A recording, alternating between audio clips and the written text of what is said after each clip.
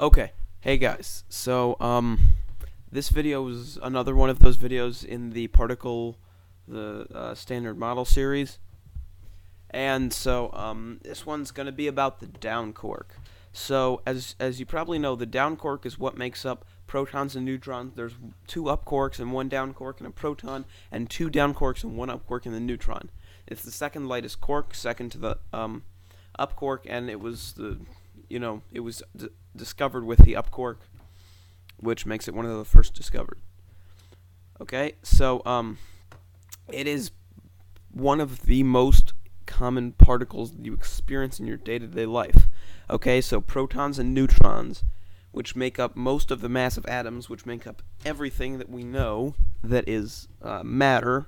Obviously, energy it's not, but you can't really touch energy. So, forget about energy and all the matter that we know of. All the mass is probably slightly less than half down quarks. They're a huge component of your everyday life. Protons and neutrons, mainly.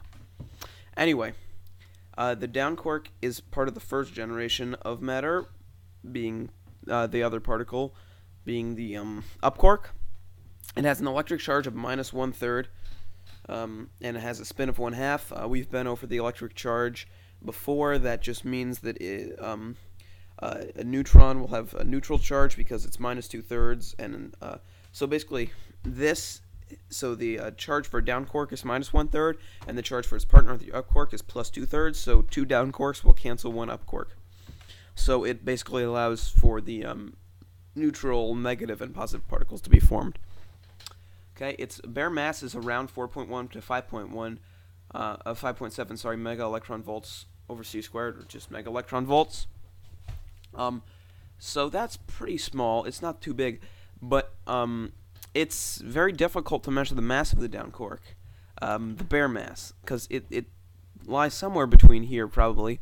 But when it's found in mesons, which are particles made of a quark and an antiquark, or byrons, particles made of three quarks, like the proton or neutron, the effective mass of the particle, which is basically what you would measure, becomes much greater because of this binding energy that is caused by the gluon field. So the energy that binds the particles together, and this energy is read as mass because of mass energy equivalence.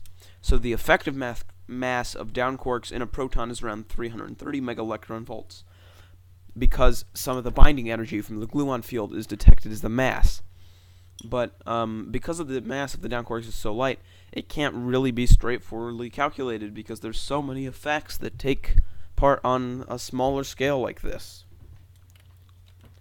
So that's why the mass lies somewhere between that region. It decays usually into the up quark, which is pretty much the only thing it could really decay to. Its lifetime is, let's see, where's lifetime? Huh. They don't appear to have lifetime here.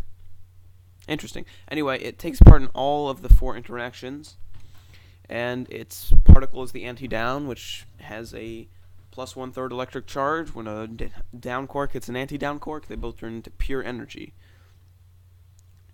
Anyway, it was discovered at SLAC, Stanford Linear Accelerator Center. And it makes up most of what you see and feel today. Anyway, that's about it. That's all I can think of. The spin of 1/2 makes it a fermion. As we all know, all quarks are fermions, and so that means they behave like normal matter. If they didn't, nothing that you can touch would be touchable, really. So yeah, that's it. I think definitely the most interesting aspect of the fact is in this Wikipedia article is the mass issue. I think that's very interesting. And if you plan to be a particle physicist, then that's probably something that you should start researching. Anyway, I'm disappointed that it doesn't have the lifetime of the down quark. I would like to know how long it takes, but I don't think it has a lifetime. Perhaps, I don't know. whatever its lifetime is, it is very large because down quarks very rarely decay.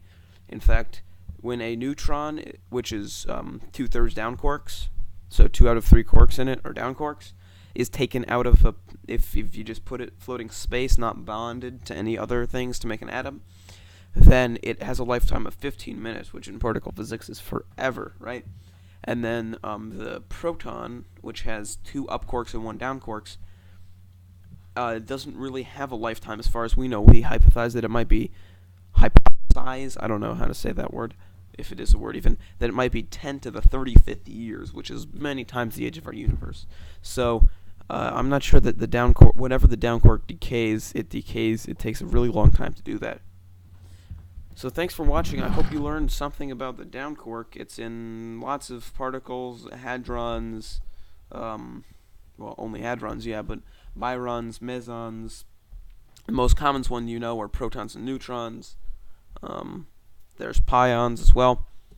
It's a fermion. Its mass is between 4.1 and 5.7 megaelectron volts because of the fact that the binding energy from the gluons, when it binds the up quarks together, sort of gets rid of its mass, and you can't ever have an up quark separate from all other quarks because it basically forms a hadron faster than we can measure it by itself. So that's pretty much it. So thanks for watching. I really hope you learned something. Bye.